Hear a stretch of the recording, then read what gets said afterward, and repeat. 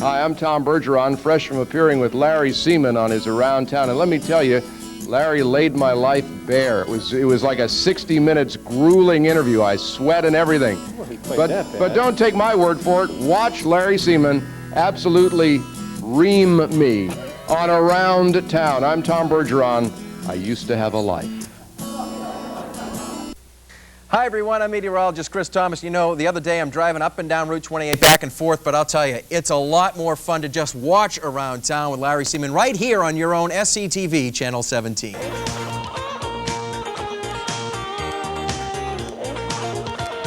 Next on Around Town Classic is an interview with former WMUR-TV9 meteorologist Chris Thomas.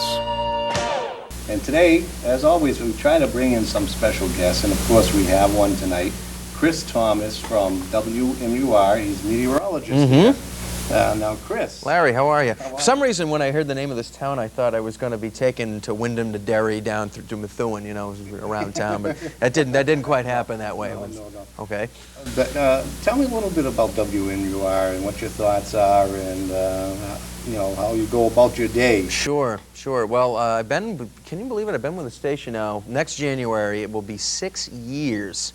I can't believe time has flown that much. You know, it's absolutely unbelievable. And started there in January of '97. I had worked at another station previously, a station in Maine, also an ABC affiliate. So I guess I've kept kind of that theme thing going. But you know, we've gone through some pretty big changes. We were a family-owned business for a long time, and as with many things, as you know, in this industry, we got sold. I guess it was, not last January, but the year before, to Hearst Argyle, who broadcast, most notably, their biggest station is Channel 5 out of Boston. And I got to tell you, you know, of course, anytime you get sold, we were all concerned that we were going to kind of lose our original identity, but it's really come out to be a pretty good situation in that the changes have been minimal. Certainly do miss some of the people that used to be with us, but really for the most part the changes have not been that dramatic, and they've let us keep that New Hampshire flavor. So as far as my schedule goes, it really hasn't changed too much. And one of the there are pluses and minuses to any schedule. The minus is that I'm not a morning person, and I've got to get going pretty early in the morning. You know, when I get to Channel 9.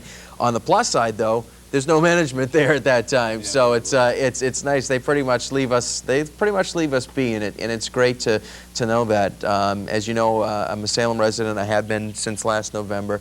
It's been wonderful moving down here, but again, on the downside, now that I have a half-an-hour commute to Manchester every day, I have to get up a half an hour earlier and to try to fight my way up to Manchester in a raging snowstorm. Well, now a lot of folks probably think that, well, you know, they just go on and 5 o'clock in the morning is when we start, you know, our broadcast for the day. But obviously you can't just walk in there and snap your fingers and have everything ready to go. There's a lot of preparation, as you know, doing the television show with getting stuff going. A lot of stuff behind the scenes that people don't realize.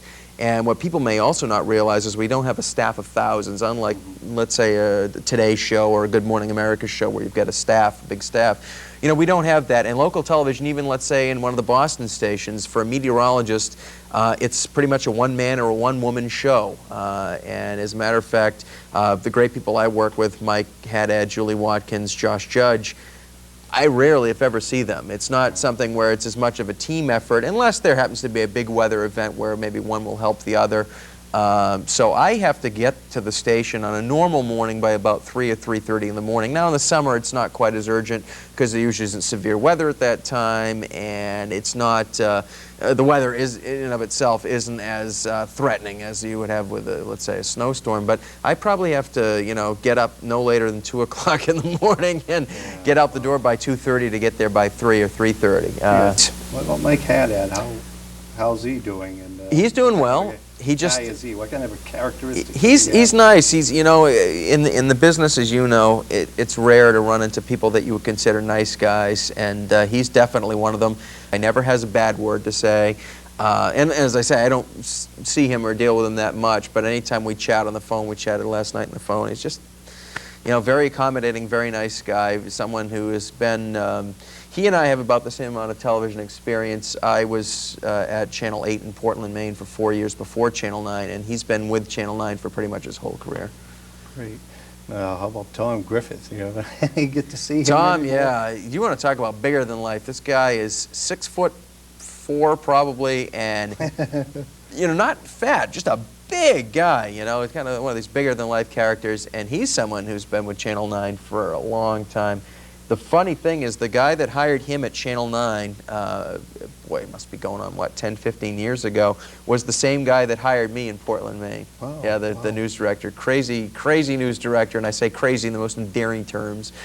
A gentleman by the name of Myles Resnick, who is kind of a legend, kind of an infamous legend in the business. So Tom Griffith is a great guy, someone who has literally seen it all. Not only in New Hampshire, but he's originally, well, he's from, I believe, the Pittsburgh area originally. That's where his family is, but he started in Ohio, and yeah, he's worked all over this country, and he is literally a broadcast veteran. And for a station as young as Channel 9, where the average talent is a lot younger, it's a great influence to have, you know, someone who really, literally an anchor, someone who has been there and has seen almost everything that's happened, especially here in New Hampshire over the last 15 years. Right. Could you tell me a little bit about your past? You started to talk about how you were in cable access TV, and then you moved on. I did the cable access thing through high school. Yeah. Started back in the 80s, and that's kind of when public access was first invented, you know.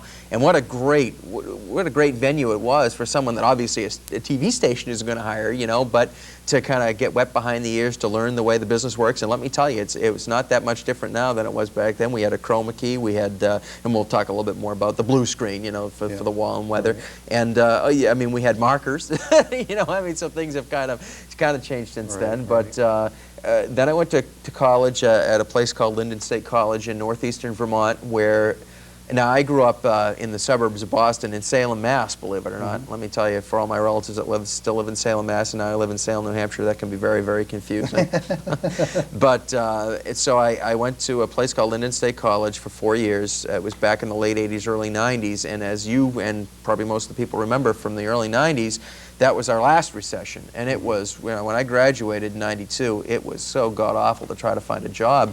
And so I went back to cable access, kind of back to my roots afterwards. It was unpaid, but I learned so much in that I created all my own graphics for the show, because, you know, back then, I mean, graphics weren't readily available. There was an internet, but there really wasn't. It's not like the internet we think of today.